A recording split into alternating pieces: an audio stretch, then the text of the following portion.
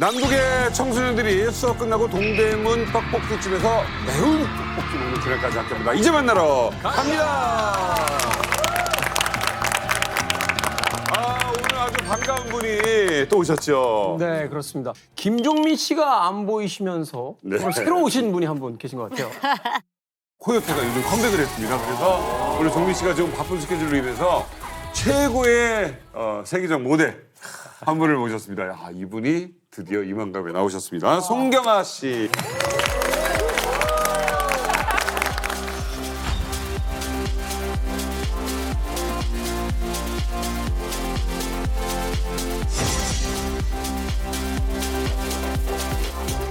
이만갑 이렇게 나오시니까 어떠십니까?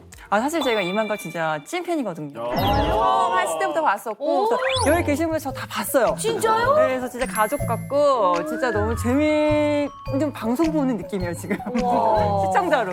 야, 김종민 씨 한 주만 더 빠지면 큰일 날 것 같은데. 송경아 씨에 이어서 오늘 특별한 스페셜 게스트 한 분 더 모셨습니다. 우리나라 개그계에 최근에 이제 북해 그 열풍이 일고 있는데 이 북해 원조 같은 분이다라고 저는 감히 소개를 하고 싶습니다. 북해? 박성호 씨 나오셨습니다. 네, 안녕하세요. 예, 노래로 뭐 인사드리겠습니다. 그래. 반갑습니다. 반갑습니다. 반갑습니다. 반갑습니다. 기억나. 저 금강산의 12000 평야가씨 귀여운 목소리로 여러레 여러레 여러레 감사합니다. 진짜 결혼 완전 팬이었어요. 완전 왜? 탈북민들이 여기 오면 개그 콘서트를 이해를 못해요. 그렇지. 그런데 최초로 이해를 해서 제가 박성호 오빠 완전 광팬이었어요. 그런데니까 그러면 저도 북에 가면 성공할 수 있나요? 그럼요. 갸루상으로 가면 너무 좋아할 것 같아요. 갸루상은 사람이 아닙니다. 갸루상은 사람이 아닙니다. 이만감에 나오면 김정은 동지가 있는 줄 알았는데 사람이 아닙니다.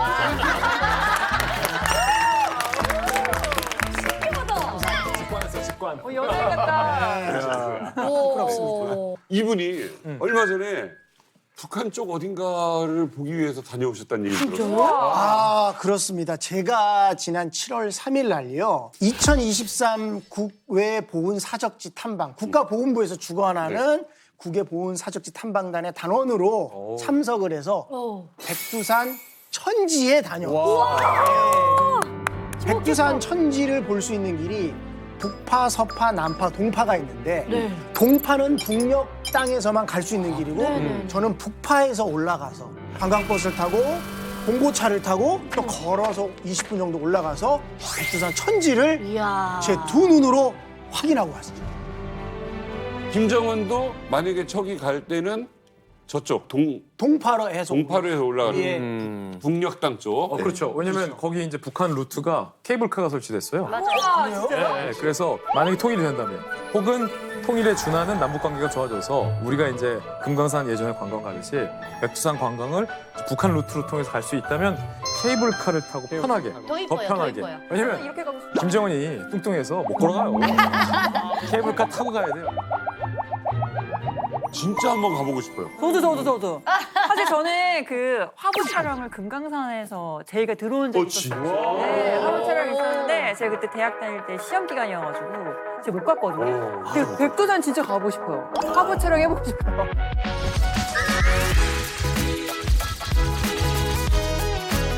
아니 사진 좀 있으면 사진 보여주시죠. 있죠. 사진 당연히 있어요? 찍어왔죠. 우리 예. 오, 이제 천지 올라가셨네. 아, 이게 천지. 다른 표정을 생각을 안 해봤어요. 개그맨은 꼭 개그맨이어야 돼. 저게 진짜 계산된 표정이 아니라 저렇게 놀랐습니다. 아, 볼 놀라신. 때부터 저 표정이 감출 수가 없어요. 오. 예. 왜 이런 자살을 해야 되냐고. 왜 이런 자살을 해야 되냐고. 너무 감개무량해서 천지의 기운을 담고 싶어요. 왼쪽 발이 꼭 저렇게 올라가야 됩니까? 예. 이게 천지지. 맞아. 이게 천지지. 맞아. 이걸 많이 미쳤다. 본 거다. 야 이거 멋있다. 와. 그냥 진짜 진짜 신비하다. 멋있어요. 성호 씨 또 저기서 요들송 했겠는데요? 아, 저기서는 요들송을 하지 않았습니다. 제가 요즘 또 그 미녀에 관심이 있는데 우리나라 그 미녀의 창보 타령을 보면 백두산 천지가의 들쭉 열매 아름답고 요 가사가 있어요. 유명하죠. 실제로 보니까 무슨 꽃이 하나 있어. 야, 이 꽃이 무슨 꽃인가? 이게 혹시 그 가사에 나온 꽃인가 해서 민요를 불렀다고요? 불렀죠. 부른 걸 또 찍었죠. 당연히 찍어야죠. 왜냐면 노래가 너무 좋으니까. 오. 진짜 천지가의 들쭉 열매 아름답고 잘하신다 근데. 이야, 진짜. 압록강의 뗏목도 한경이로다. 야, 미녀도 금강산 비로봉에 미녀도 금강산 비로봉에 기와 이초 피어 이초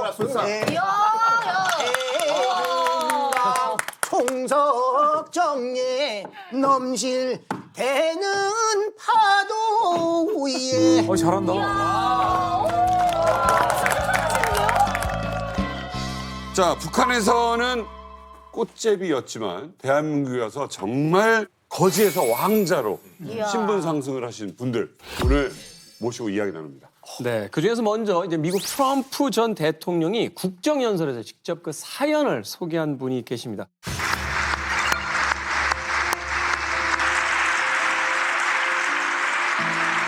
In 1996, Sung Ho was a starving boy in North Korea.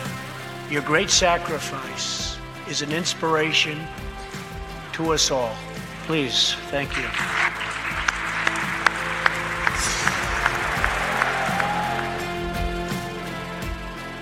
이 꽃제비들의 왕초에서 이제는 국회의원으로 전 탈북민들의 목소리를 대변하고 계신 지성호 의원님 나와주셨습니다. 안녕하세요.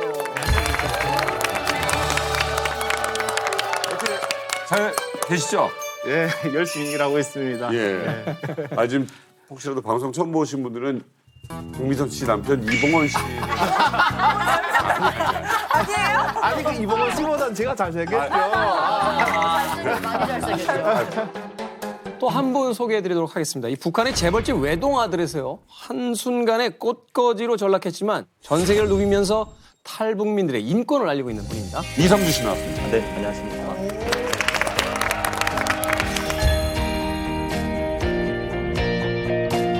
북한에서 왔다면 반응이 어때요? 북한 출신이라고 그러면 주변 친구. 미국에서 사실은 미국에서는 당연히 이렇게 어디서 왔냐 그래서 코리아라고 하면은 당연히 사우스 코리아로. 네, 그렇죠. 뭐 주로 제가 많이 받는 질문이 미국에서 어디서 왔냐 그러면 제가 from Korea 그러거든요. 그럼 where 그래요. 그러면 both 이래요. 네, both라 그러면 그 친구들이 what 이러거든요. 그럼 그때 이제 설명을 하죠. 사실은 그게 저를 소개하는데 훨씬 더 편했어요. 그러네. 네, 그러니까 제가 누군지를 이 친구들이 각인시킬 수 있는 거. 그래서 저희 학교 딘도 이제 저를 잘 몰랐었는데 갑자기 하다가 저기 보스 코리아에서 온 친구가 있다. 그래가지고 일어나 보라고. 네, 그래가지고 항상 미국에 가면은 이제 북한하고 남한을 다 설명을 하죠. 네. 그 라임이 되네. 사우스, 노스, 보스. 멋있어요. 그렇습니다. 이 두 분은 워낙 오래전부터 이제 이만금의 식구셨다라고 하니까. 그렇죠. 그런데 오늘 처음으로 이제 소개해드릴 분이 계십니다. 이분 무려 방송 데뷔 24년 차신 분이고요. 북한에서 석고피를 능가하는 프로 탈출러 꽃제비였습니다. 그리고 현재는 대한민국에서 본인의 이름을 딴 영상 제작사를 하고 계십니다. 전충일 씨를 모셨습니다. 반갑습니다. 현재 제1원도 라이프 회사를 운영하고 있는 전충일입니다. 근데 방송에서 예. 14년 차라는 게 무슨 말이에요? 제가 어릴 때 99년도에 보니까 꽃제비 칠 당시에 중국에 왔을 때 버스를 하나 탔어요. 그 버스에 한국 취재분들이 타셨던 거예요. 그분들 통해서 한국 뉴스에 제가 잠깐 나왔었던 적이 있어요. 신기하다. 그러니까 한국 기자들이 있었던 거예요, 네네, 거기에? 맞습니다. 버스에. 네, 웬일이야. 몇 살이었어요? 그때가 13살 때였습니다. 13살. 꽃제비라는 말이 원래 러시아 말 어디서 왔다고요? 러시아에서 유래됐다고는 하는데 정확하게는 아직 밝혀진 건 아닌 것 같더라고요. 러시아의 꽃제브 니쿠. 꽃제비 니쿠. 예. 꽃집은 있고. 부모가 없거나 부모가 계셔도 집에서 주거를 못하고 밖에 나와서 얻어먹거나. 그러니까 잠자리와 음식을 일정한 밖에서 곳에서 해결하지 못하는 예. 사람. 아동가요들의 선율이 울려 퍼지는 속에 어린이들은 무럭무럭 자라는 자기들의 행복 넘친 모습을 춤동작과 민속놀이에 담아 펼쳐 보였습니다.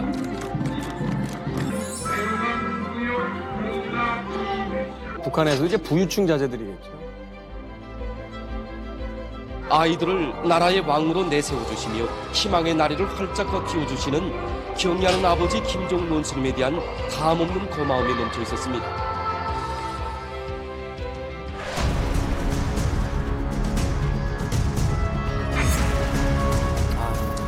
고난의 행군이 닥치고요.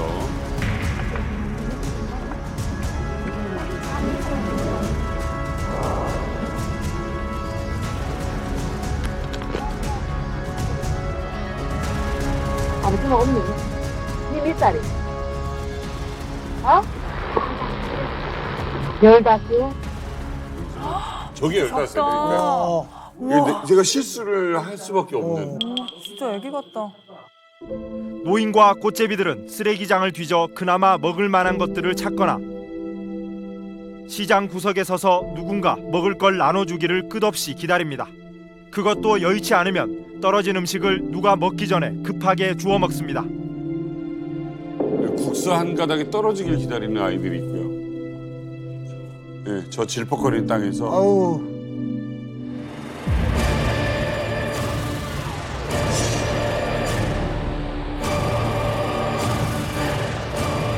일부 지역에서 아사자가 속출하는 등 식량난이 심각한 것으로 보고 있다고 말했습니다.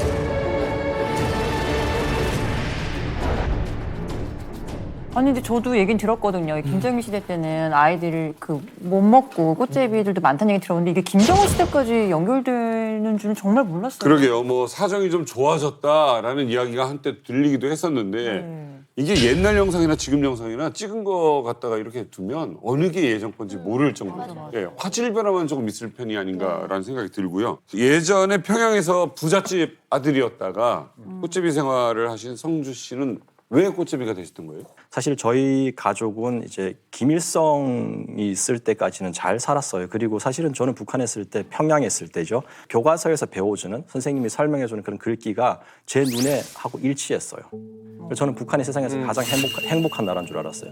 북한은 범죄도 없고 살인도 없고 뭐 총살도 없고 정말 깨끗한 나라. 그래서 깨끗한 나라로 믿었죠. 그러다가 1994년 7월 8일에 김일성이 죽어요. 그리고 나서 3년 동안 김정일이가 이제 유훈 통치라는 걸 하거든요. 김일성이 죽기 전에 말을 남긴 걸 가지고 북한을 다스리는 거예요. 근데 사실 말이 유훈 통치지 그 3년 동안 아버지의 그 사람들을 슬슬 이렇게 청소하는 작업, 그러니까 그런 작업을 하는 거를 저희 아버지가 이제 보게 되는 거죠. 그러면서 저희 아버지도 군인이니까 상관이 없어지게 되면 엄청 열받잖아요. 그래서 친구들 모인 자리 술자리에서 위대한 수령 김일성 동지가 없는 북한은 더 이상 희망이 없다. 이렇게 이 이야기를 한 거예요. 그러니까 술김에 이야기한 거예요. 그래서 그 아버지 말했던 그 워딩이 이제 보고가 된 거예요. 그래가지고 졸지에 그냥 짐을 싸라는 거예요, 아버지가. 그래가지고 평양을 나왔죠. 나와가지고 간 곳이 함경북도 경성군이라는 곳이었어요. 굉장히 멀리 떨어진 거예요? 네.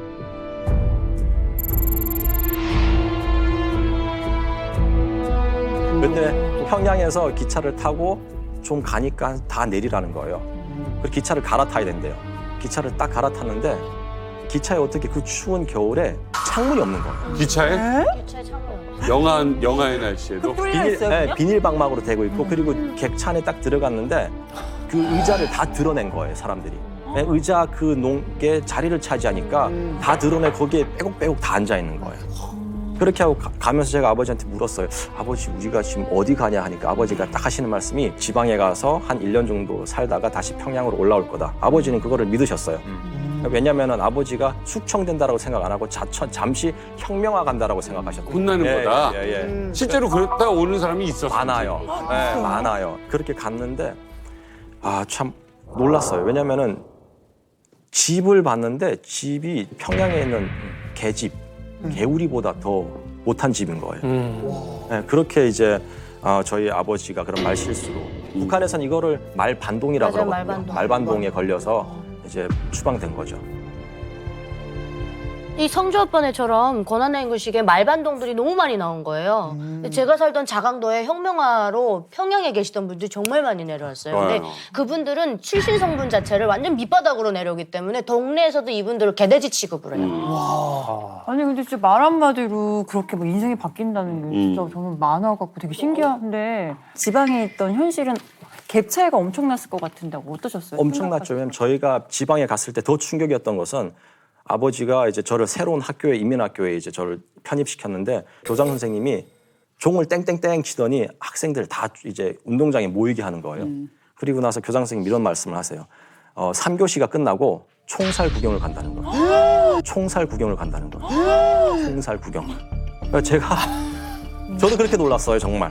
그래가지고 제가 그 친구한테 짝꿍한테 영화 개봉했냐 물어봤어요. 영화 보러 가느냐 하니까 아니래요.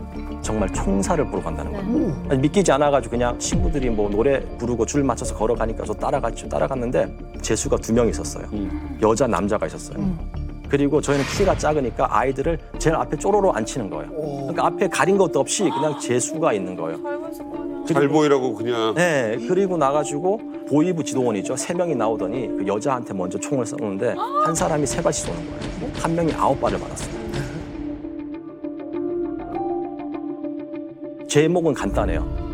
중국으로 탈북을 해가지고 중국에서 남조선 선교사를 만났대요. 그리고 새로운 사상을 북한에 들여왔대요.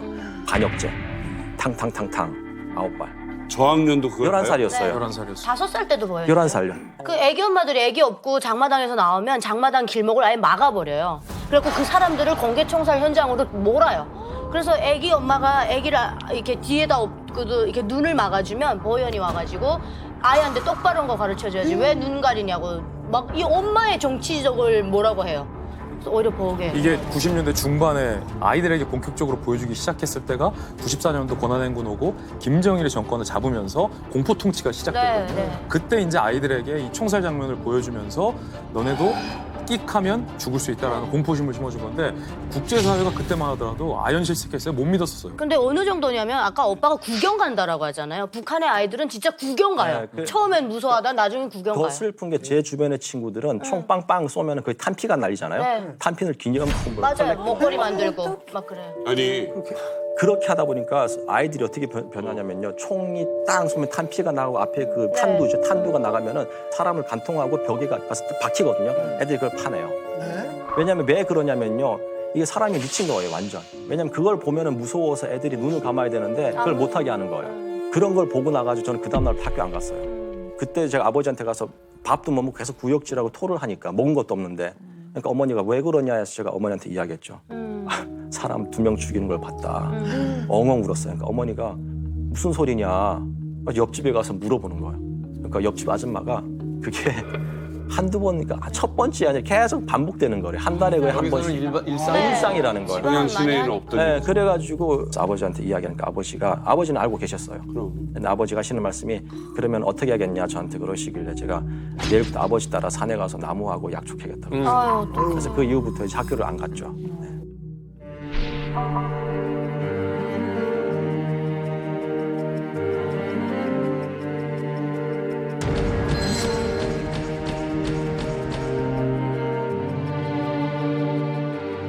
아니 그렇게 해서 1년을 버틴 거예요? 그렇죠. 아버지랑 같이 이제 버틴 거죠. 1년을 버텼는데 소식이 없는 거예요. 그래서 그때 아버지가 이미 눈치를 채셨어요. 그래가지고 아버지가 그때 저한테 그러시더라고요. 일주일만 시간을 달래요. 중국에 가서 맛있는 꽈배기하고 사탕을 갖고 온대요. 그래서 제가 아버지한테 가지 말라고 했지. 왜냐면은 제가 총살하는 걸 봤잖아요. 중국 가다 잡히면 이거는 혁명화 기간 동안에 또 죄를 범하면 이거는 그냥 가중처벌이 되는 거예요. 그래가지고 아버지가 그렇게 하고 이제 집을 떠났죠. 집을 떠난 다음에 어머니가 또 식량 구하러 집을 나가셨고 사실은 어머니 소식은 아직도 몰라요. 어머니가 나갈 때 제가 잘 때 나가셨어요. 편지를 머리맡에 이제 놓고 나가셨는데 편지 내용도 그렇게 뭐 구구절절하지 않았어요. 가마솥에 강냉이 죽을 끓여놨다. 먹어라. 어머니가 일주일 후에 돌아오겠다. 강냉이 죽이 다 떨어지면 그때 물하고 소금을 꼭 챙겨 먹어라.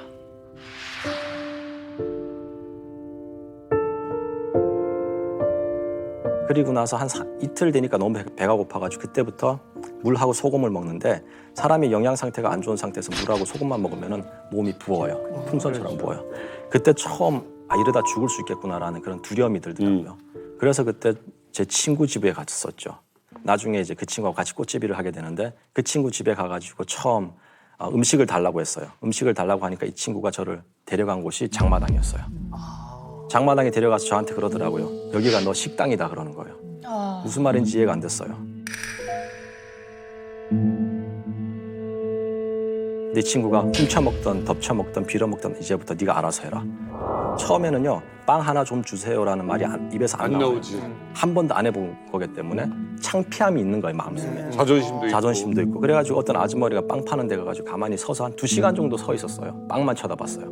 아주머니가 빵을 두 조각을 주더라고요. 먹고 나가지고 그 다음날 또 그 자리에 갔어요. 안 주시더라고요. 그때 처음 훔치려고 했었어요. 근데 잡혔죠. 왜냐면은 하도 이제 훔치는 사람들이 많으니까 빵에다가 소쿠리에다 빵을 담아놓고 그 위에다 국물을 쳐놔요. 그럼 손은 들어가는데 빵을 잡으면 손이 커지잖아요. 못 나오는 거예요. 그래서 잡혀서 엄청 맞았죠. 맞고 나니까 그때 용범이라는 친구가 12살이었어요. 저하고 동갑이었는데 12살짜리 아이가 저한테 이런 이야기 했어요. 야, 죽을래 살래? 그 이야기를 저한테 질문을 하더라고요. 제가 그때 살고 싶다 그랬어요. 그러면 훔쳐라 그러더라고요. 그때부터 이제 꽃제비 생활을 시작했고 사실은 북한에서 꽃제비라고 하면 벌레예요. 평양 외의 아이들은 그 거지예요. 처음에는 주워 먹고 훔쳐 먹고 나중에는 이게 꽃제비도 약간 게임 하다 보면 우리가 레벨을 깨잖아요. 주워 먹는 데부터 시작해가지고 점점 올라가면서 나중에는 이제 쓰리를 하게 돼요. 쓰리가 뭐예요? 네. 저희 같은 경우 꽃제비들이 정말 빛의 속도거든요. 스치기만 하면 몸에 있는 거 다 털려나간다고 보면 돼요. 그래서 우리 같은 사람들 아이스크림 먹을 때 항상 부모님들이 이렇게 감싸주고 이렇게 잘 먹어야 돼요. 안 그러면 아이스크림도 순간 내에 없어져요. 그래서 먹는 게 장마당에서 먹는 게 전쟁이에요. 꽃제비들 피해서. 그러다가 이렇게 잡히면 엄청 맞고. 레벨이 한 중간 정도 되는 단계. 이게 중간이라고. 상위 뭐 상위 레벨. 그럼 상위는 이제 저희가 그 혹시 면도칼 아세요? 네. 양날 알죠, 면도칼. 알죠. 알죠. 여기다 끼거든요. 2개를 껴요. 옛날 소매치기들 주로. 네, 그래, 그래. 그리고 면도칼은 항상 어디다 보관하냐면 여기 카라 밑에 보관을 해요. 저희가 7명이면 조가 있어요. 3명이서 하면은 따는 사람 있고 빼는 사람 있고 마무리하는 사람이 있고. 똑같다. 근데 왜냐면은 한 사람이 하면 100% 잡혀요. 그치. 100% 잡혀요. 그렇기 때문에 따고 지나가면서 살짝 그 사람의 시선을 분산을 해놔요. 그리고 꺼내면서 이 사람의 시선을 다시 2차적으로 분산을 해요. 그럼 이 사람이 뭐야 이러면서 이미 마무리가 된 상태예요. 맞아요. 없어요. 그리고 이 사람이 지갑이 없네 이러고 이렇게 주섬주섬 하면은 이미 그 자리는 그냥 저희 없어요. 근데 옆에 있는 꽃제비 잡잖아요. 벌써 얘네들 없어요. 이게 벌써 다 딸래 어디 갔어요. 그래서 네. 그렇게 하면서 주로 하고 사실은 소매치기는 주로 역에서 많이 해요. 역에서. 열차 안에서. 시장에서는 처음 이제 이 중간 레벨 친구들, 훔치는 친구들, 덮치는 친구들이 주로 시장통에서 있고 거기를 졸업하게 되면 주로 역으로 가는 거죠. 북한의 지갑이 또 진화의 변천사가 있어요. 얘 돈봉투를 해가지고 그냥 천으로 만든 봉투를 이렇게 주머니에 넣고 안주머니에 넣고 옆주머니에 넣는데 하도 꽃제비들이 많이 훔치니까 그 돈봉투를 배에다 차요. 맞아. 네, 전대를 해요. 그래가지고 겨울에는 거의 불가능해요. 옷이 두껍기 때문에 이게 안 돼요. 그래서 보통 이제 여름에는 옷이 얇기 때문에 좀 알려요. 티가 나요. 그러면 이제 그런 게 이제 타겟이 되는 거죠. 계속. 아니 궁금하시면 요즘 유럽 여행을 가보세요. 가면 이렇게 소매치기를 당하는구나. 당해보셨군요. 유럽은 유럽 여행 자주 다니시는 분들은 앞서 이야기한 것처럼 가짜 지갑을 하나 차요. 진짜 돈은 맞아. 신발 같은 데다 넣고 여기다 가짜를 하나 차더라고. 유럽으로 제가 한번 여행을 가보자. 북한 유럽에 꽃제비가 갔어요. 유럽에 네, 갔을 유럽에 때. 유럽 꽃제비 내 팬. 그래가지고 제가 스페인으로 갔는데 이게 광장에 갔는데 스페인에 솔직히 많아. 네, 그러니까 광장에 갔는데 이게 제 눈에 이제 소매치기 애들이 이렇게 싹 스캐너를 들어오는 거예요. 보면 눈빛을 보면 보이는 거죠. 언어도 안 통하고 뭐 아무것도 안 통하는데 딱 보니까 이 친구들이구나. 그러니까 이게 눈에 들어오는 거예요. 코너마다 보여요. 그래서 안 되겠다 해가지고 이게 지혜로운 토끼는 굴을 여러 개 파잖아요. 그래가지고 돈을 나눠가지고 이렇게 넣었어요. 근데 결국 하나가 털렸어요.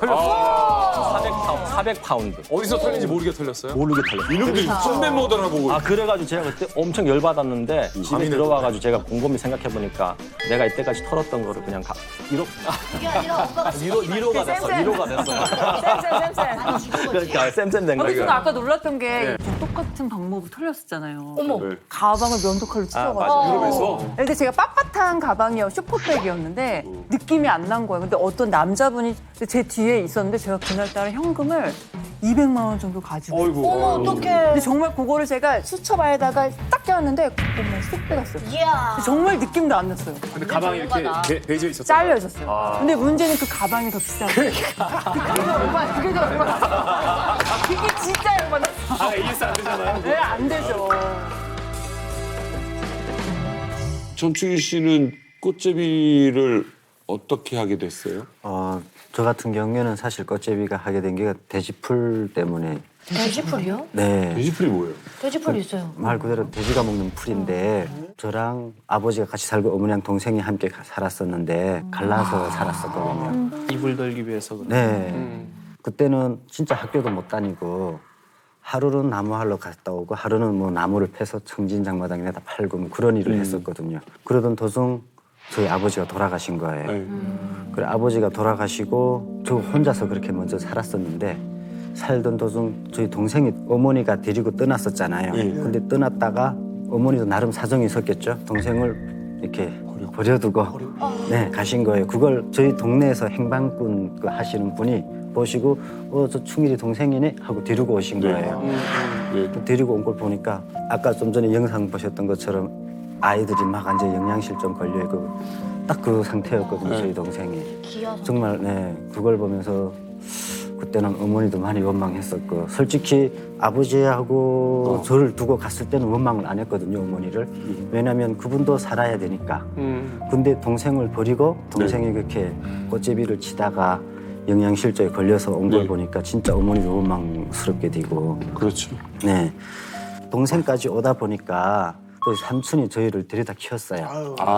삼촌? 네, 친삼촌이 있었거든요. 같은 동네. 저는 그래도 그냥 나무상사 할 수 있었으니까 나무상사 했었고 동생은 돼지풀을 뜯으러 다녔었거든요. 여기는 사료를 다 먹이잖아요. 네. 근데 북한에는 뭐 솔직히 사람 먹을 것도 없는데 뭐 돼지한테 사료를 준다는 거는 말도 안 되는 소리가 하다 보니까 풀 뜯어서 많이 먹였었거든요. 사람이 먹는 것이 이제 사료보다 이제 못한 것을 먹고 그렇게 하면 생활하다 보니까 돼지에게는 먹을 것이 없는 거죠. 그러니까 돼지가 원래 풀 먹고 사는 짐승은 아니거든요. 근데 풀 먹으면서 억지로 키우는 거예요. 근데 돼지를 어떻게 키워 지금 사람 집에서 이제 키우는데 돼지가 풀을 먹어요? 잘 먹는데 그 돼지가 지금 그 가치로 따지면 우리로 말하면 뭐 시골에서 이제 뭐 아파트 가격만큼이라도 될까요? 거의 이제 돼지 한 마리가 집을 이제 시골집을 팔아서 돼지 한 마리 가격이 안 나오는 거예요. 재산인데. 그러니까 큰 1호 재산인 거죠. 맞죠? 저희 삼촌에게는 또 돼지가 중요했으니까. 삼촌네 돼지. 네. 삼촌네 돼지지. 그러니까 눈치 보이니까. 그쵸. 그래서 왜 꽃제비가 되는 거예요? 돼지풀 때문에? 제가 청진에 나무 팔러 가잖아요. 그러면 제일 좋아하는 여기로 말하면 아이스크림이죠. 북한에서는 까까오라고 하거든요. 근데 그 까까오를 제가 엄청 좋아했었거든요. 근데 까까오를 사가지고 가려고 하면 까까오가 다 녹아버리잖아요. 그러다 보니까 돼지풀 뜯으러 가야 되는 동생을 함께 데리고 청진 그 시장에 같이 까까오 나간 거예요. 사주려고. 그러니까 그거 못 들고 오니까 동생들 주고 싶은 거야. 형이. 먹으니까. 그 상황에서도 동생이.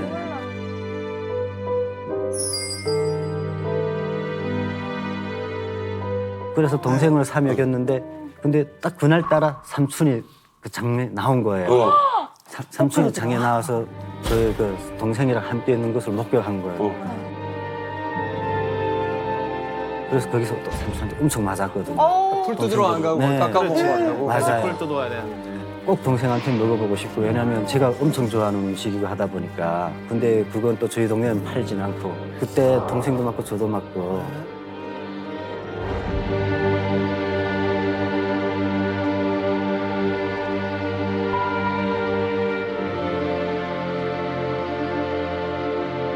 자, 근데 전충희 씨. 네. 청진으로 가서 뭐 나무 팔고 뭐 하다가 이제 끝내는 이제 꽃제비 생활이 시작이 돼요. 근데 청진이라는 데는 그래도 큰 도시죠? 네, 청진은 큰 도시. 처음엔 청진역에서 꽃제비를 했었고요. 그러던 중 저 같은 경우는 또 북한의 대형단 책임비서라는 영화가 있어요. 그걸 보고 대형단에 한번 가보자. 네, 대형단에 가면 영화 속에 그런 내용이 있어요. 꽃제비의 아이들을 그 책임비서가 받아서 걔네를 키워주는 그런 장면이 있거든요.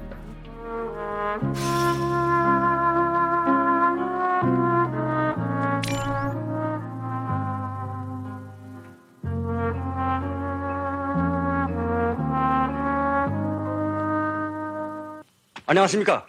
당량자들을 도안정국으로 호송하는 중입니다. 호송? 무슨 죄를 진 총각들이라고 호송이? 됐어. 동문 가보. 아저씨, 응? 우릴 쫓아내나요? 일하기 싫은 사람은 갈 대로 가도 좋아. 우린 일하겠습니다. 어?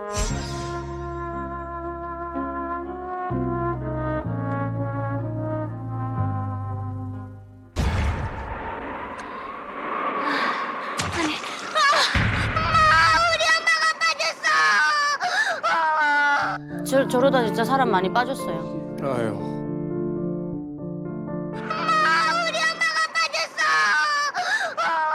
여보, 우리 집에도 딸이 생겼어. 내가 여기 오느냐? 엄마. 저걸 보고 찾아갔구만. 아유, 저걸 믿으면 어떡해. 너무 순수하다. 엄마, 얘는 누가지 데리면서.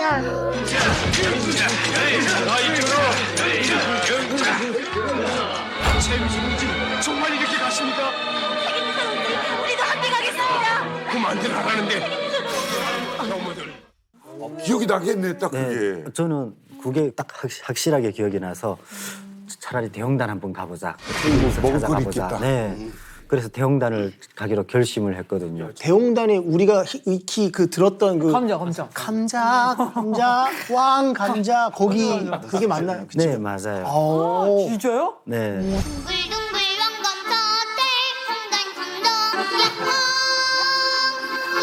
아, 귀여워.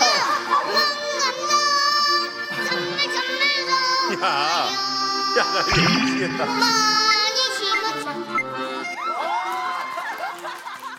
청진에서 대웅당 굉장히 멀지 않아요?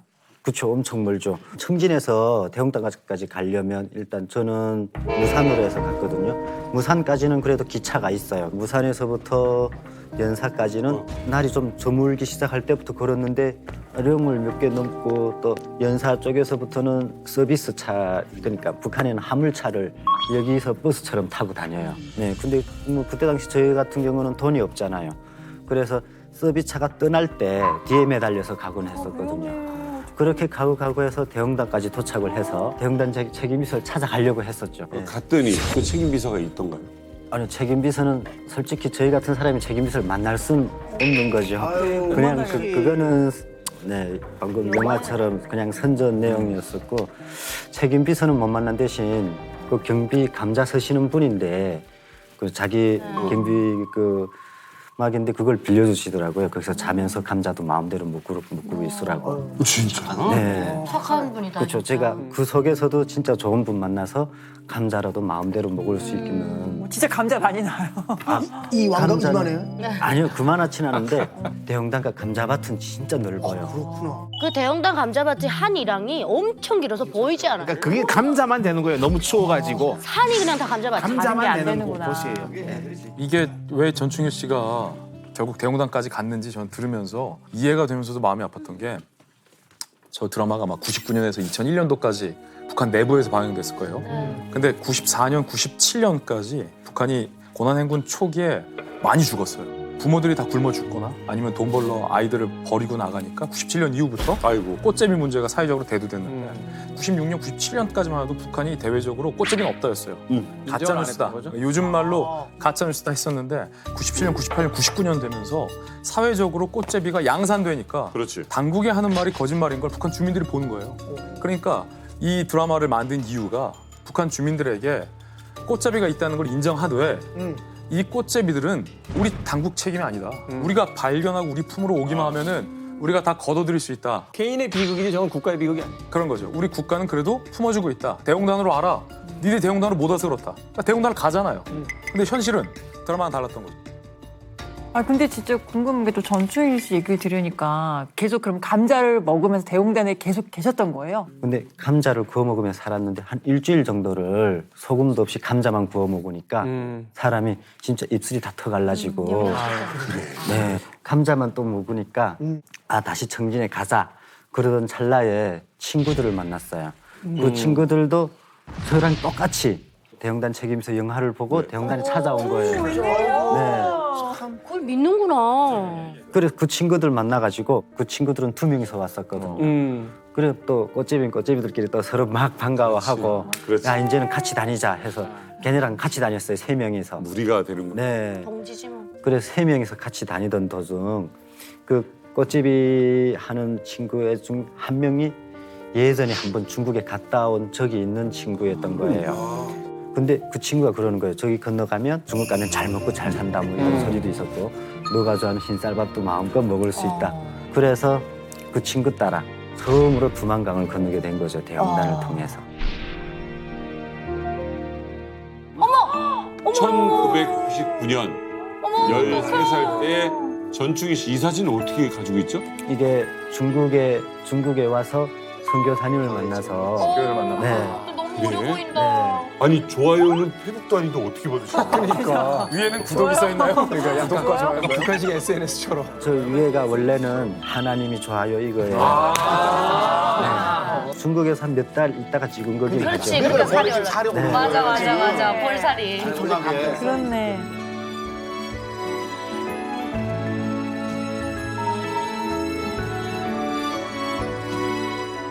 지성무 의원께서는요?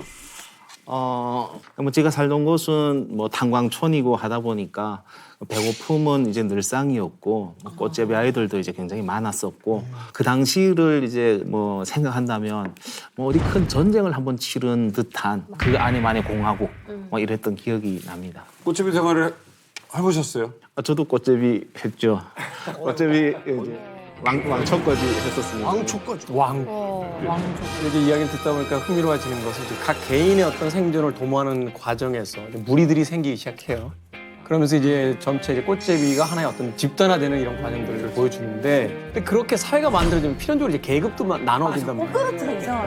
앞서도 지성호 의원님께서 자랑 아닌 자랑처럼 내가 그 꽃꽂이들 사이에서 왕초였다. 들었어요. 저도 들었어요. 네, 왕초였다라는 이야기가 아직까지 귀에 지금 남아있는데 여기서 좀 궁금해지는 게 이런 겁니다. 그러니까 이 왕초는 어떻게 되는 겁니까? 이게 뭐 투표로 되는 겁니까? 아니면 뭐 키가 더 큰 사람이 되는 겁니까? 다 이제 어린 아이들이 이제 뭐 각자가 뭐 생활을 해야 되는 아이들이 있고 뭐 그러다 보니까 혼자서는 또 살아가기 어렵죠.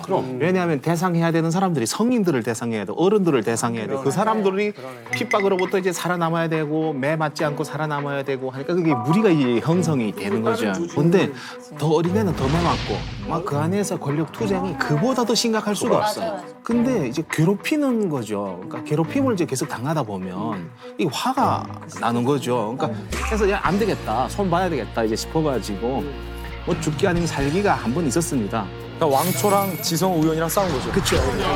제일 센 놈을 이제 제낀 거예요. 근데 이게 제일 센 놈을 이제 제낀 거예요. 근데 이게 나는 딱 제끼니까 이게 쫙 정리가 되는 거예요. 그다음부터 착착착착착 해가지고 완전 이제처럼 어차피 한 120명 있는 거예요. 유치원 애들부터 시작해가지고 그 무리 대장이 지금 된 거죠. 그래서 이야기했어요. 그러니까 사실은 배급을 줘야 되는데 우리는 배급을 못 받고 아버지는 너희처럼 일하고 체제가 나쁘다는 소리는 대놓고는 못했죠. 그러면 정치본 가니까 하여튼 우리 주계로 대통령을 주지 않기 때문에 우리 훔치고도 괜찮다. 근데 서로 싸우지 말고 뭉쳐야지 산다. 그렇지. 그래서 내가 있는 동안은 너희 절대로 싸우거나 그러진 말고 그걸 했었죠. 근데 말 잘 들었습니다, 애들이. 사실 뭐 저도 비슷한 경험이 있는데 저희가 이제 제가 꽃제비를 할 때 한 7명의 친구들이 있었어요. 저희 나이 또래가 다 비슷했고. 근데 이제 꽃제비들이 이제 한 지역의 시장에서 한 3개월 이상 되면은 더 이상 비즈니스를 할 수가 없어요.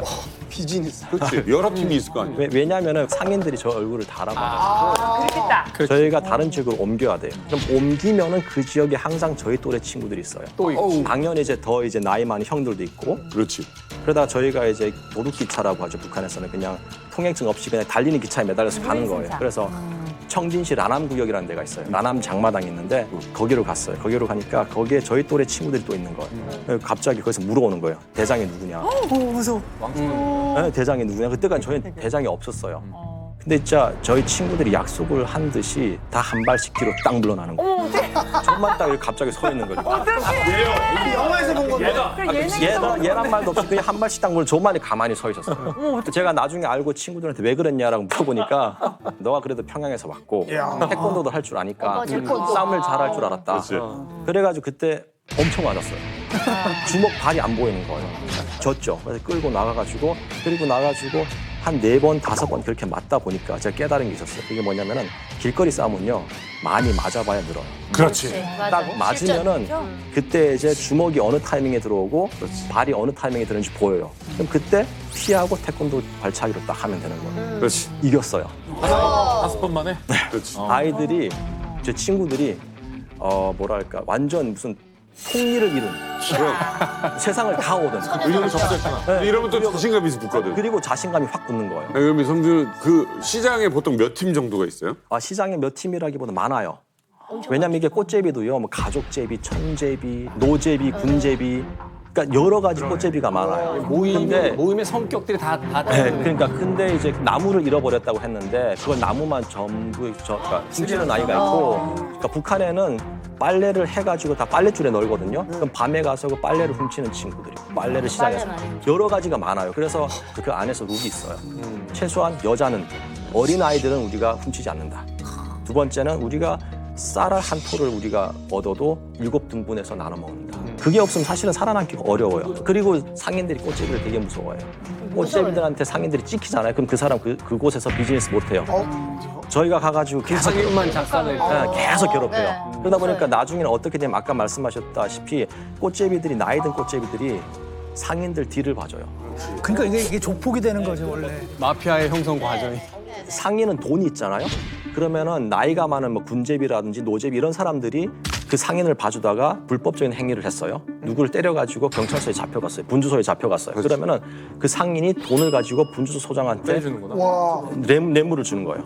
그러면은 이 꽃제비하고 상인은 형하고 아우가 되는 거예요. 그렇지. 그렇게 카르텔이 형성이 되는 거예요.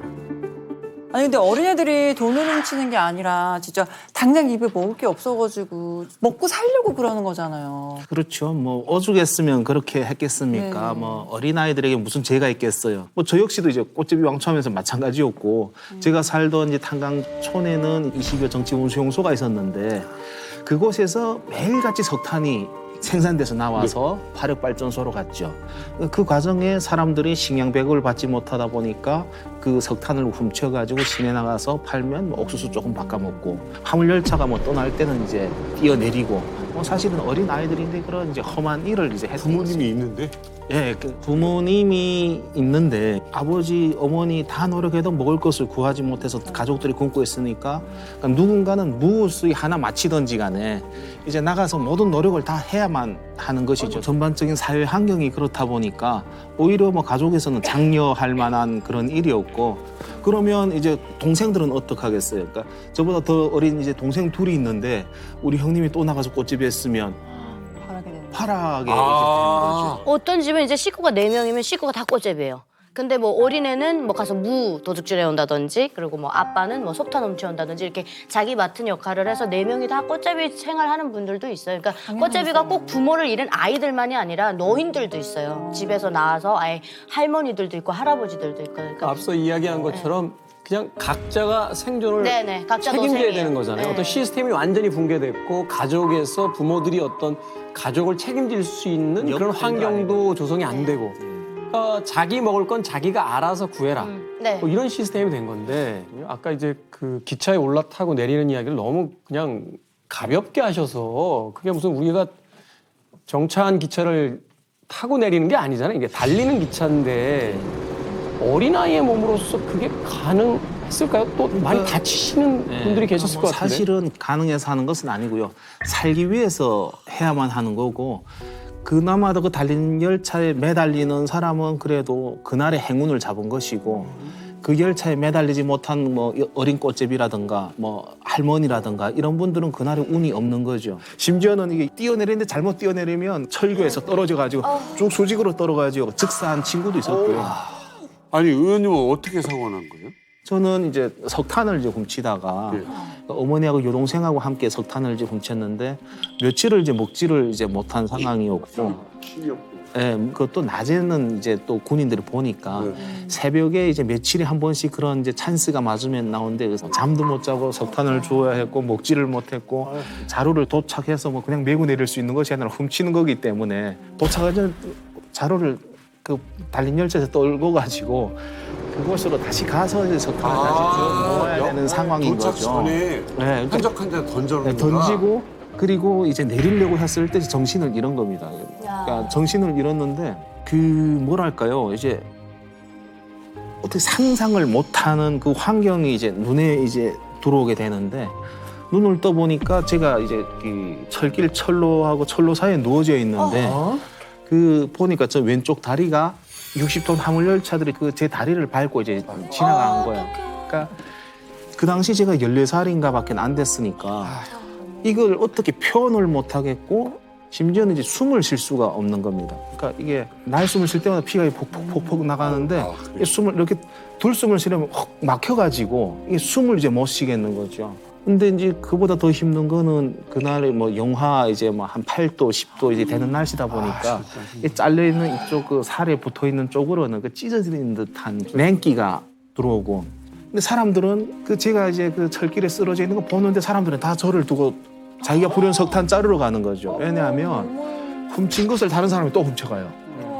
먼저 간 사람이 훔쳐가고 하니까 사람들이 다 이제 뛰어 넘어가는데 그때 들었던 생각이 아 피가 다 빠지면 나는 이제 살 수가 없다는 생각이 들었고 죽는 것이 이제 무서워서 그럼 피를 이게 막아야 되겠다고 봤는데 이 손가락도 이제 철길에 이제 잘려가지고 여기도 막 드렁드렁 이제 매달려서 양쪽으로 피가 나는데 왼쪽 다리와 왼쪽 팔이 한 손 가지고 손에 피를 잡아야 될지 다리에 피를 잡아야 될지 이게 지금 분간이 이제 안 되고 하니까 그 짧은 시간에 그 수많은 생각이 이제 돌아가는데 그러니까 우리 말하면 필름이 지나가듯이 어려서부터 행복했던 시간이 쫙 지나가고 그다음에 공포가 이제 드는데 아버지가 보고 싶고 어머니가 보고 싶고 동생들이 보고 싶고 죽는다는 게 무서운 거죠.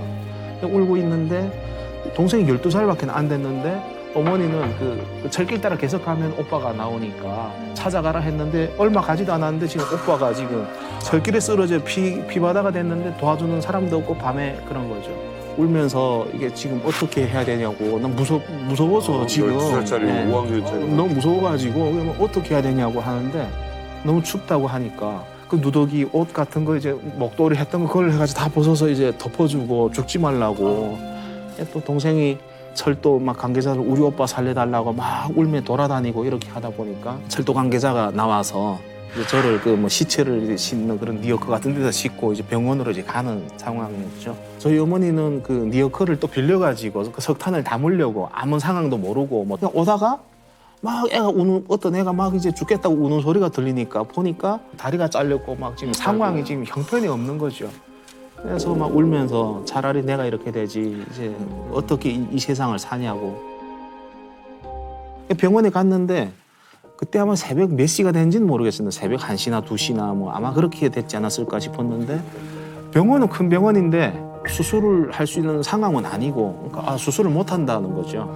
근데 저희 어머니는 살려달라고 막 의사 이제 바지가랑이 잡고 울고 불고 막 난린 겁니다. 그러니까 의사가 하는 이야기가 그러면 그 수술할 이제 마취제라든가 수혈할 피라든가 이런 뭐 항생제나 이런 걸 지금 갖고 왔냐. 회령시도 작은 곳은 아니어서 앰뷸런스도 있고. 그런데 이제 그거는 이제 저희들이 이제 탈 수 있는 것도 아니고 의약품도 이제 그 비상약품인데 저희 같은 사람 주는 것이 아니라 자기 간부들이 써야 되는 거죠. 근데 저희 집에 이제 뭐 그걸 살 만한 돈이 없으니까 그러고 이제 살았던 거 아닙니까? 그 없다. 근데 저를 들어서 이제 침대에다 이런 수술 침대에다 눕히는데 마취가 없는 상황에서 지금 이제 눈을 뜨고 지금 있는데 이제 그 누더기 같은 옷을 이제 가해로 서걱서걱 이제 베는 것이 다 보여요. 근데 누더기 같은 옷을 다 자르니까 마취가 안 된 상태에서요? 마취 안 하고 그러니까 마취할 약 자체가 없는 거죠. 그러니까 그리고 이제 누더기 같은 거 다 잘라내고 이제 그 뭐 고무 같은 거를 한 3번 이렇게 묶는 것 같아요. 그러니까 이 고정을 이제 고정을 시키는데 의사가 묻는 거죠. 너 살고 싶냐? 그래서 처음엔 너무 살고 싶은 거예요. 나 우리 살고 싶고 이제 세상을 다시 걷고 싶다. 그 살고 싶으면 말 잘 들어야 되고 알겠습니다 하는데 말 잘 들을 수 있는 환경이 아닌 거예요. 수술용 메스 갖다 살을 베어내기 시작하는데 이게 살을 베어내는 소리가 이 다리 살을 베어내는 소리가 다 들리는 거예요. 석석 이제 살을 베어내는데 이게 너무 고통스러우니까 그 영양실조 걸렸는데 뭐 힘이 어디서 나왔는지 모르겠는데 거의 발악을 한 거죠. 그러다 보니까 고무줄이 튕겨나간 겁니다. 이제 묶어있던 고무줄이. 그러니까 막 뺨 때리면서 난 살고 싶다면서 왜 이제 가만히 있지 않고 그러냐고. 근데 가만히 있고 싶은데 이게 참을 수가 없는 겁니다.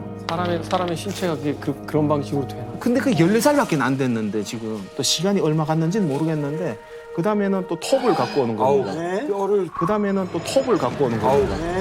톱을 갖다가 이 뼈를 써는 겁니다. 이게 그 소리가 이 척추, 뭐 손 이게 다 연결돼 있어. 막 그 떨림이 기절을 할 만큼이나 이제 막 나 이제 죽을 것 같다 이런 싶은데 그 고함 소리가 사람에게서 그렇게 큰 이게 그 고함 소리가 난다는 자체가 저도 놀라웠는데 그게 사람 소리인지 짐승 소리인지도 모르겠는데 차라리 그냥 정신을 잃었으면 차라리 나을 것 같아요. 근데 이제 정신도 잘 안 있는 거예요. 그러니까 조금 잃으려고 해도 또 이게 그게 막 너무 고통스러우니까. 그래서 이제 톱으로 뼈를 썰고 나니까 이게 또 각인한 부분을 이제 줄칼 같은 거로 해가지고 또 이게 그 뽁뽁뽁뽁뽁 가고 있는 거예요. 그러니까 이게 정신을 잃었어요 그때. 정신을 잃었다 눈을 이제 떴는데 눈을 떠보고 손이 없어진 겁니다. 손목이 없어지고 여기 그 붕대로 묶어가지고 이게 묶어놨는데 그 어린 나이 그걸 보니까 또 이제 끔찍한 거지. 근데 손이 없어졌으니까. 근데 아마 한 3시간 반 정도 이제 그런 수술을 했는데 제가 봤을 때는 이제 지옥이 있다면 이보다 더 이제 그 고통스러울까. 그러니까 의사가 안고 이제 수술장 밖으로 나갔는데 어머니는 정신 잃고 이제 쓰러지고 여동생은 그때부터 무서워서 그냥 벌벌벌벌 떨고 그냥 이제 무서워서 밤새 이러고 있고 그 소식을 듣고 이제 아버지가 내려온 거죠. 그 사고가 났다 해가지고. 근데 그 아버지한테다 주는 게 그 아들이 다리를 자르고 손 자르고 그 누더기 옷을 해서 그 수술 폐기물을 갖다가 묻으라고 이제 주는 거죠.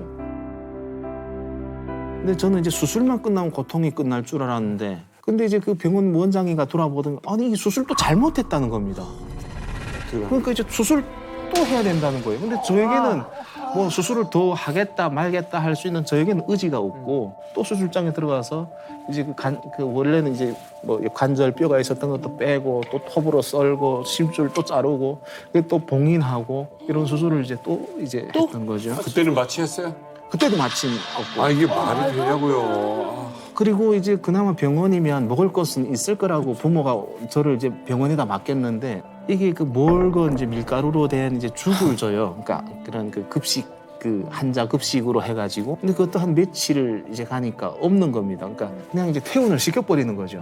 그걸 줄 수 있는 환경도 아니고 하니까 그냥 해서 뭐 집에서 이제 다리가 이제 썩어나는 그 고통에서 이게 뭐 항생제라든가 이런 걸 맞아야 되는 거고 진통제를 맞아야 이제 아프질 않은데 근데 우리는 먹을 건 없고 그걸 살 돈도 없고 하니까 뭐 어떻게 해야 돼 이제?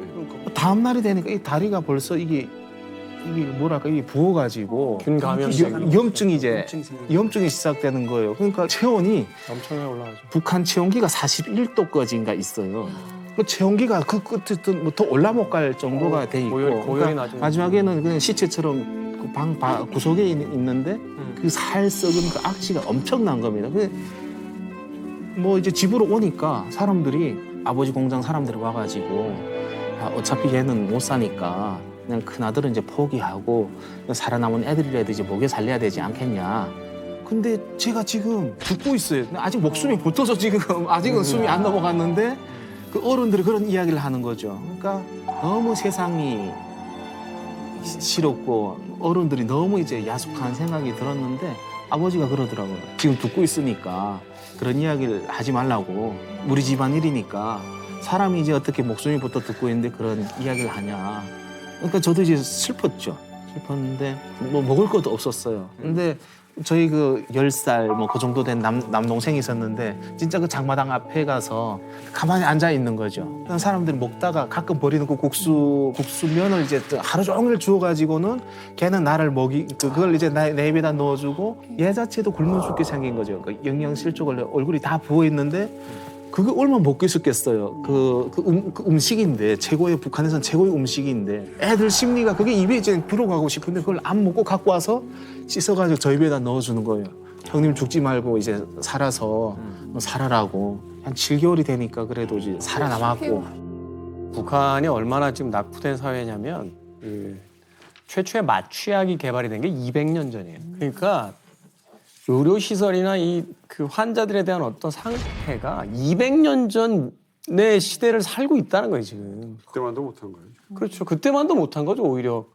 그러니까 이게 사실은 같은 2023년을 산다고 하지만 어떤 공간성에 따라서는 이게 사실은 18세기를 살고 있는 사람들의 그 환경 속에서 지금 살고 있다는 거니까. 이게 참. 팔다리를 잃으셨잖아요. 그 뒤로 기차만 보면 놀래서 도망가셨겠네요. 온 가족이 다 움직여도 이제 먹고 살기 힘든 곳인데 그러다 보니까 제가 들었던 생각은 가족을 위해서는 나도 무언가 하지 않으면 눈치가 보여가지고 그 와중에 나도 이제 무언가를 해야 되겠다고 싶어가지고 목발은 짚어야 되는데 한쪽은 손이 있으니까 목발은 짚는 거고 한쪽은 손이 없으니까 끈으로 이제 목발을 묶어가지고 그리고 다시 나간 것이 화물열차인 거예요. 그런 게 도둑질이라고 그거밖에 없으니까.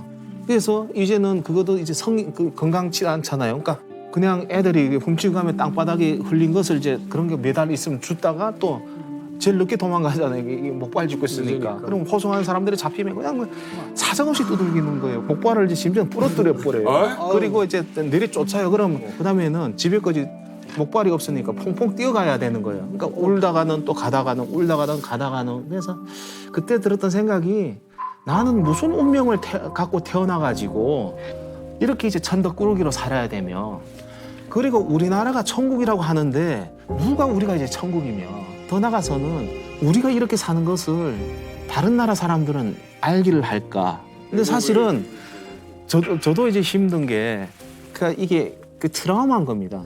그래서 대한민국 와서도 그냥 싹 잊어버리고 그냥 새로 리셋하고 이제 새롭게 살려고 했는데 지금도 지성호 제2, 제3의 지성호가 북한에 살고 있으니까.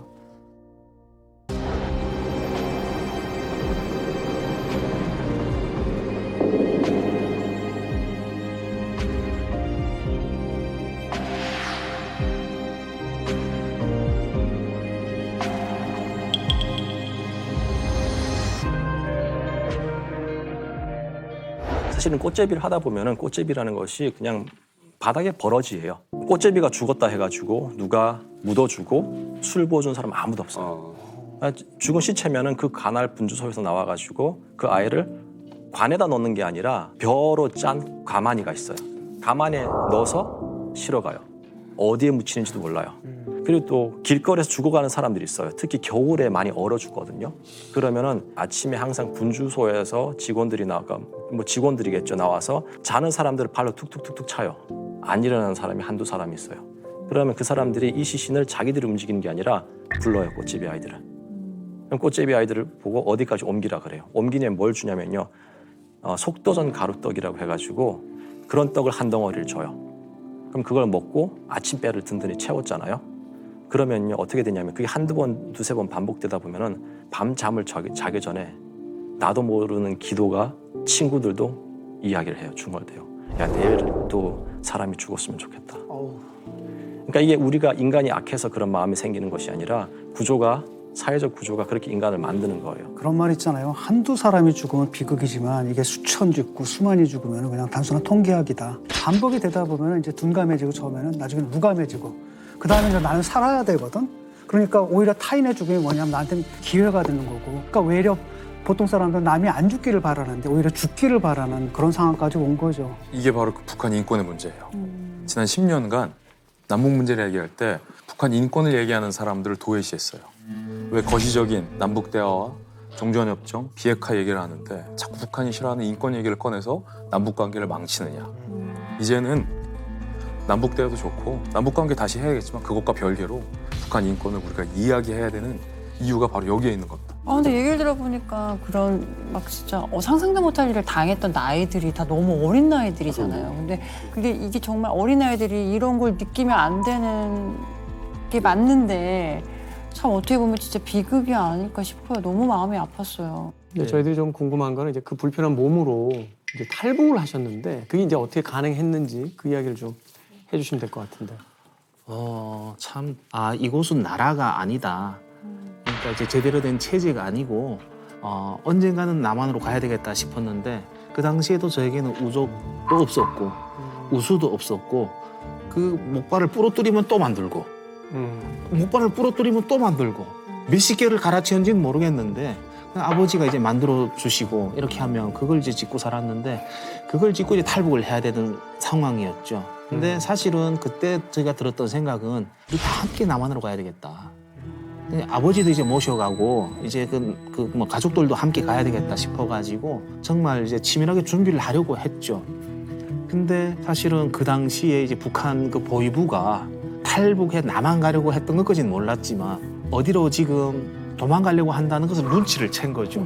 그래가지고 어디로 가려고 하냐 하고 치조를 하는 그런 과정에 네 여기 있다가는 이제 안 되겠다. 지금 어떻게 도망가야 되는데 도망갈 길이 없는데 그날에 그 무슨 생각이 들었는지 모르겠는데 그 보위부 그러니까 정심이 이제 풀어줬어요. 풀어주면서 가서 시간 줄 테니까 그걸 써가지고 오라.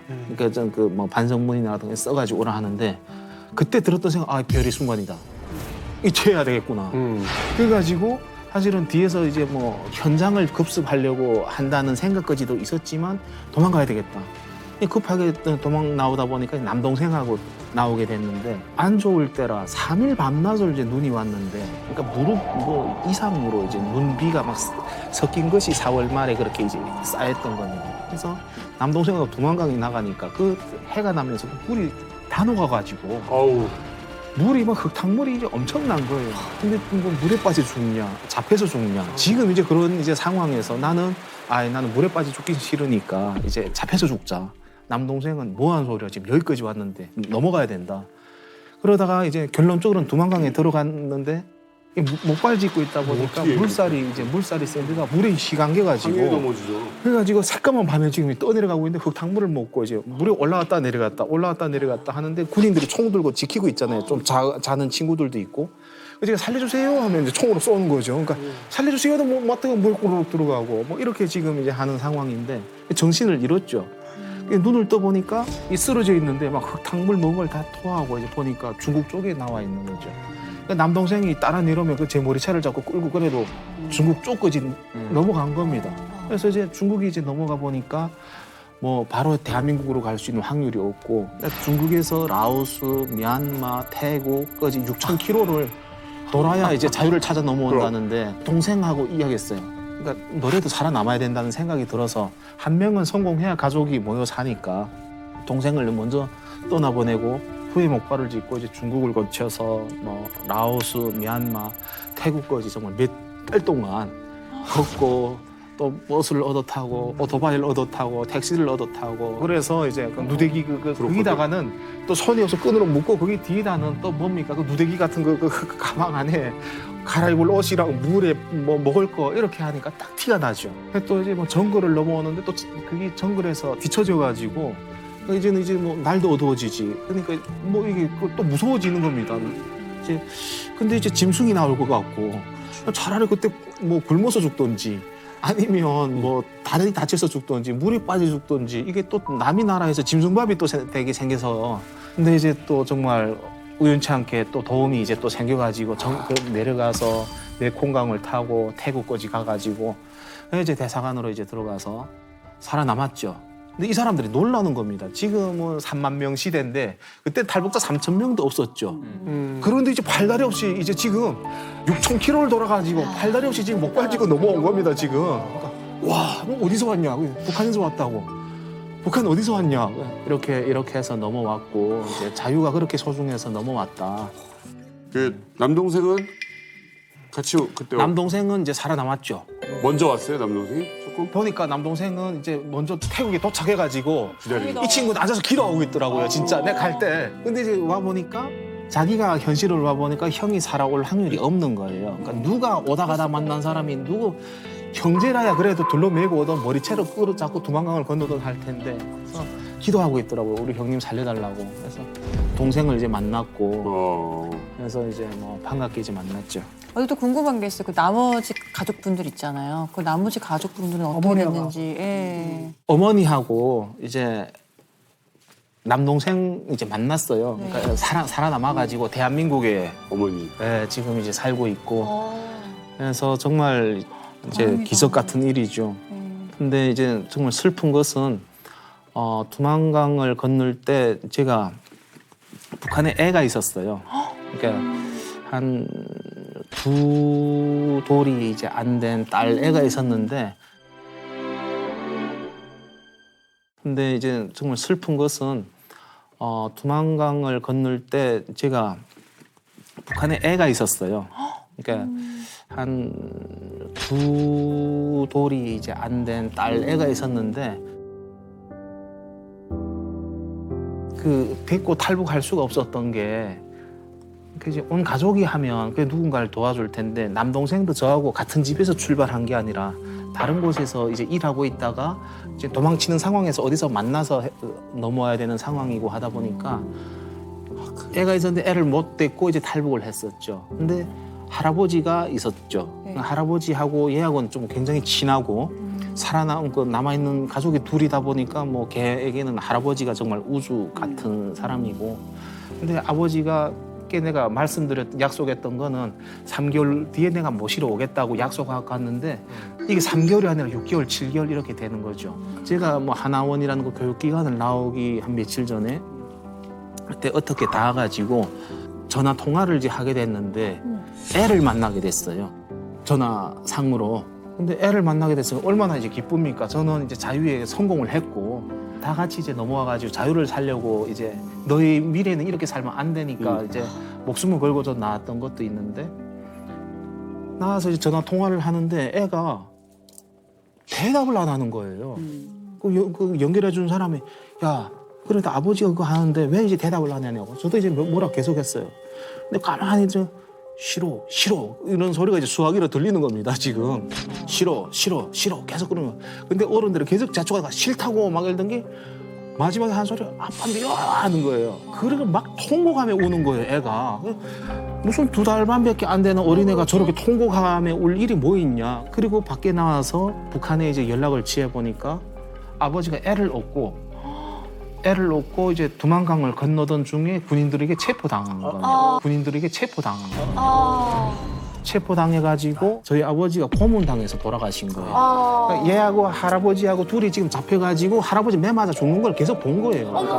그러니까 이제 그 트라우마가 있으니까 그러니까 이제 잡혀가지고 할아버지가 매 맞아 죽는데 결과적으로는 아빠에 대한 그런 분노 같은 것이 있었던 거죠. 그러니까 보지 말아야 될 걸 이제 애가 봐버린 겁니다. 그래서 그 후에 이제 애를 찾으려고 이제 정말 이제 엄청 노력을 했어요. 대학교 다니면서도 이제 노력을 했고, 근데 결과적으로는 제가 알게 된 거는 애 못 낳는 집에 이렇게 입양 비슷하게 보내졌는데, 그래서 무슨 질병을 해가지고 애가 죽었다는 이야기를 들은 거죠. 그러니까 애가 죽었다는 이야기를 들은 거죠. 그러니까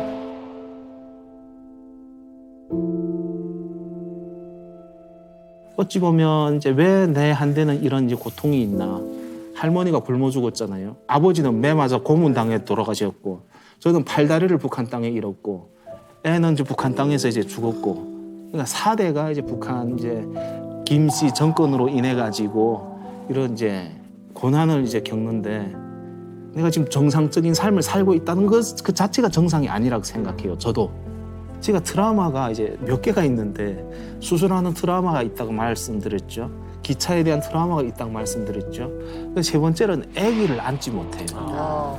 최근에 남동생이 아기를 낳았어요. 남동생이 아기 낳아 형이 안아봐 하는데 진짜 동생 그러니까 앉지를 못하겠는 거예요. 그러니까 조금 이제 나는 무서워가지고 앉지를 못하겠는데 그러니까 애가 어릴 때 그걸 이제 놓고 나와가지고 그러니까 이제 뭐 동생도 이 방송 보면 이제 형이 왜 그거 하는지를 좀 봤으면 좋겠어요. 애기들을 이제 그 앉지를 못하겠는 거예요. 그 트라우마가.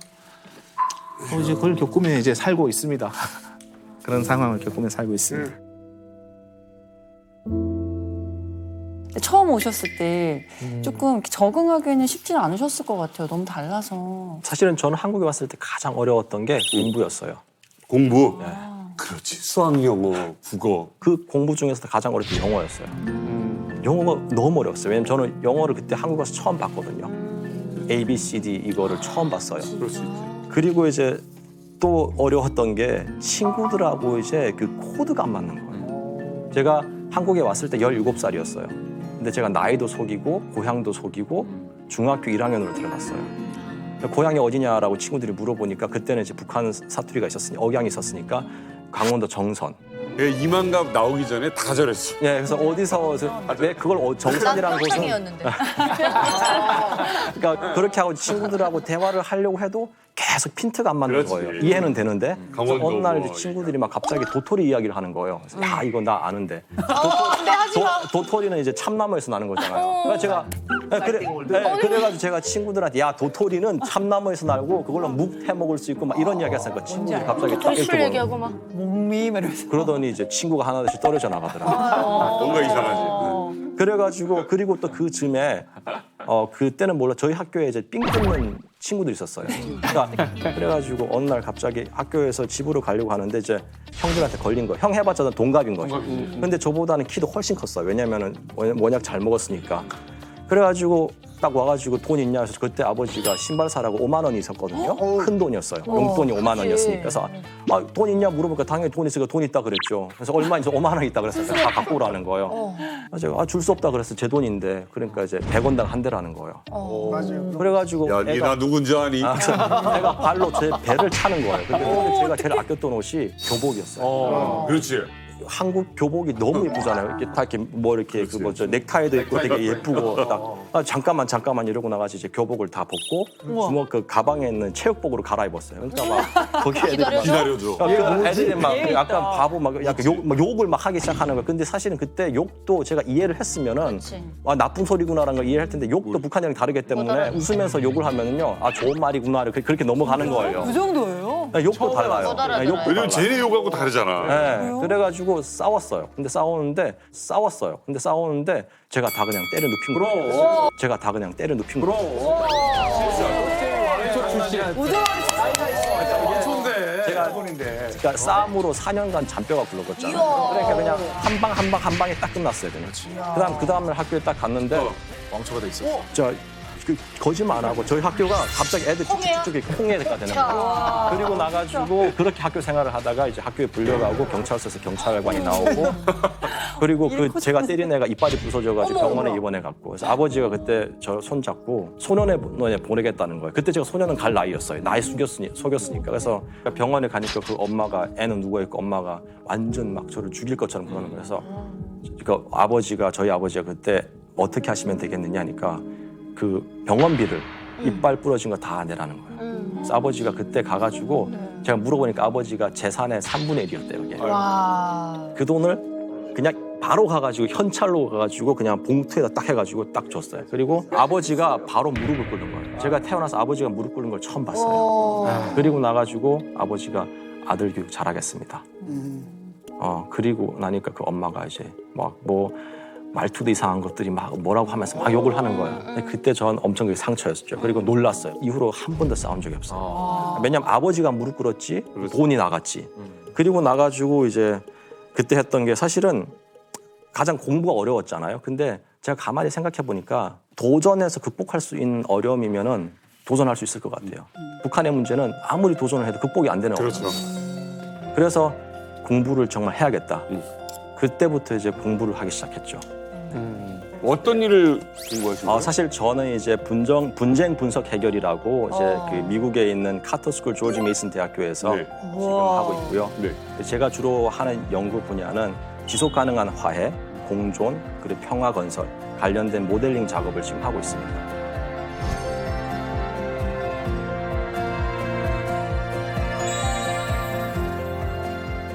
이게 보니까 오늘의 소제목이 왕자와 거지잖아요. 근데 거지였다가 다들 왕자의 삶을 살고 계신 것 같아서 너무나도 뿌듯합니다. 특히 이제 지성호 의원님 같은 경우는 탈북자 구출하는 일도 했고 지금 국회의원이 됐지만 국회의원이 되기 전에 또 미국에 넘어가서 그때 당시에 트럼프 대통령의 초청을 받아서 갔었잖아요. 그때 사실은 이 목발을 들면서 했던 연설이 전 세계인의 마음을 울렸었거든요. 아, 진짜 감동이었어요.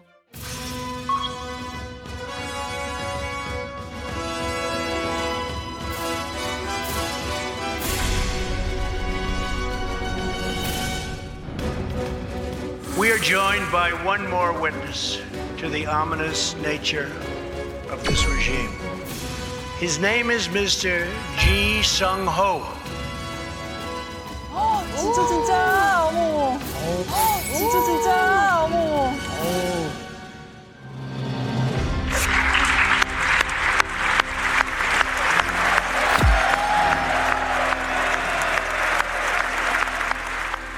제가 짚고 넘어왔던 목발입니다.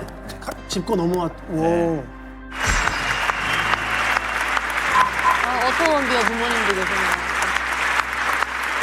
전 세계 여야가 다 일어났다. 평생 이제 잊을 수 없는 그런 영광입니다. 얼마나 많이 울었는지는 이제 기억이 안 나고요.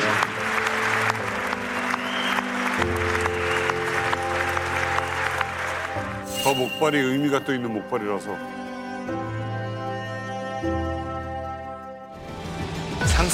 상상할 수 없는 그렇게 이제 크고 정말 이제 그 놀라운 자리에 이제 섰습니다. 그리고 이제 정말 북한 주민들을 제일 많이 사랑해 주셔서 이제 너무 감사합니다.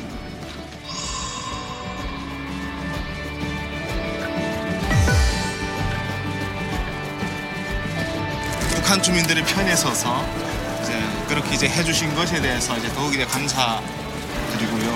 북한 주민들 사랑합니다. 이제 차례에서 일려가지고.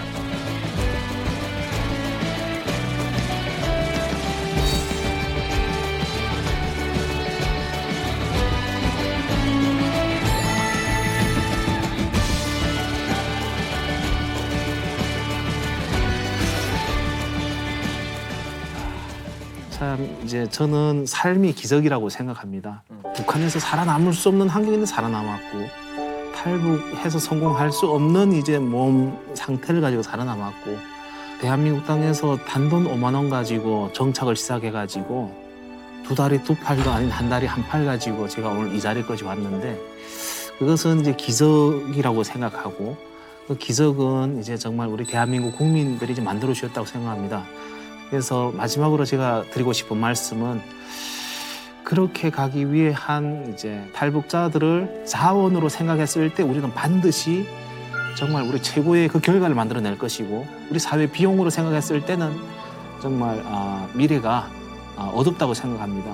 기회가 된다면 탈북민들이 이 땅에서 잘 살아남아서 34,000명이 버는 돈이 북한 GDP를 넘었으면 좋겠어요. 제가 공부를 하면서 지금까지 쭉 한국에 살면서 느끼는 게 인권이라는 것은 지극히 개인적이면서 이타적인 게 인권인 것 같아요. 왜냐하면 북한에서 있는 사람들 아프다고 말을 해도 들어주는 사람이 없잖아요. 하지 마세요라고 말을 해도 안 들어주잖아요. 그러면 누군가는 이 사람들을 위해서 목소리가 돼야 되는 거예요. 지원도 하고 있고 지금 그렇잖아요. 그래서 그런 상황이 왔을 때 여기 앉아 계시는 분들이 인권이 탄압받을 때 아파요 하지 마세요라고 말을 못하는 상황에서 누군가는 말해줄 수 있어야 된다는 거예요. 북한 사람들을 위해서가 아니라 나를 위해서 그들의 인권에 관심을 가져줬으면 좋겠어요. 어떤 분이 그런 이야기 하시더라고요. 인권이란 마치 의료보험 같은 거다. 지금 내가 당장 쓸 것이 아니지만 그 세금 내듯이 그 보험료를 낸 것이 결국 나에게 돌아오듯이 옆에 사람의 인권이 보장받을 수 있다면 당연히 나도 인권을 보장받을 수 있는 거니까 나의 인권을 위해서 옆 사람의 인권을 보장해야만 된다라고 그 얘기를 하시더라고요. 박성호 씨. 네. 오늘의 적합한 노래 한 곡 불러주세요. 민요. 갑자기? 어렵지? 까먹었어요. 이거 못 찾지? 여덟성도 괜찮아요. 뱃노래라는 게 있습니다. 뱃노래요. 뱃노래가 그 노를 젓지 않습니까? 노는 이제 팔로 젓는데 우리 지성호 의원님의 배는 팔로 젓는 노가 아니라 정신으로 마음으로 젓는 노라고 생각을 합니다. 그래서 정말 그 태평양보다 먼 그 길을 잘 이거 대한민국까지 오셨는데 앞으로도 멋지게 항해하시라고 뱃노래 한 곡 성호에게 성호가. 예, 성호에게 성호가. 허기야 디어 차 어이야 디야 허기야 차 뱃놀이 가잔다.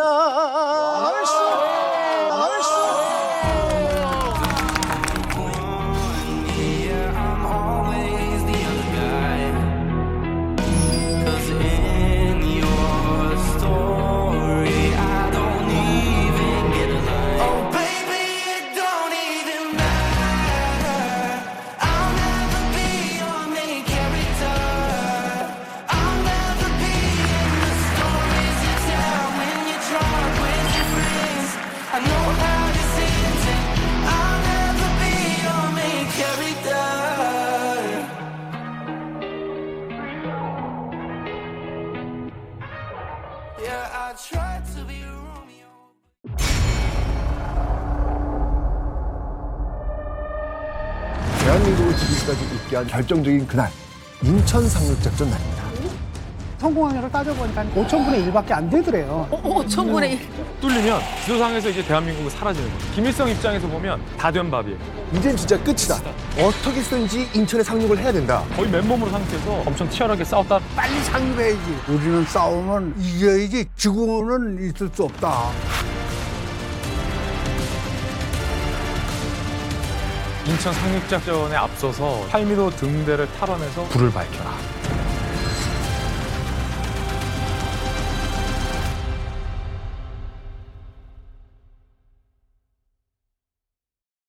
채널 A